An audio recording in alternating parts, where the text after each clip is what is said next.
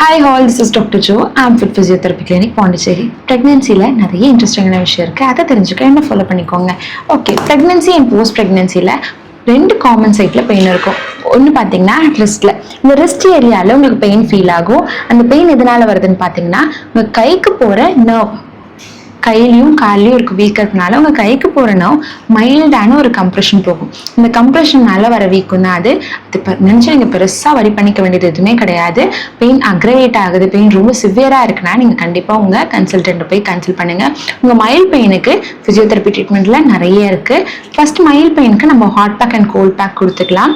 And ultrasound therapy கூட நம்ம போடலாம். அண்ட் செகண்ட் ஒன், டீக்வாட்ரன்ட் சிண்ட்ரோம். இந்த இடத்துல இருந்து இந்த ஒரு பெயின் ஃபீல் ஆகும். இந்த ரீஜனில் வர்ற பெயின் ரொம்ப நாளைக்கு உங்களுக்கு இருக்கும். ப்ரெக்னென்சியில் கம்மியாக இருந்தாலும் போஸ்ட் ப்ரெக்னென்சியில் உங்களுக்கு நிறைய ஃபீல் ஆகும். நம்ம பேபியை ஹோல்ட் பண்ணும்போது, ஃபீட் பண்ணும்போது அப்போல்லாம் இந்த இடத்துல உங்களுக்கு பெயின் நல்லாவே ஃபீல் ஆகும். இதுலையுமே நம்ம hot pack and cold pack கொடுத்து ஸ்டார்ட் பண்ணிக்கலாம். இந்த 2 பெயினில் ரிஸ்ட்டில் இருக்க பெயின் வந்து உங்களுக்கு ப்ரெக்னென்சியில் அதிகமாகவும், இந்த தம் கீழே இருக்க பெயின் வந்து உங்களுக்கு போஸ்ட் ப்ரெக்னென்சியில் அதிகமாகவும் ஃபீல் பண்ணுவீங்க. More pregnancy and post pregnancy related exercise comment below.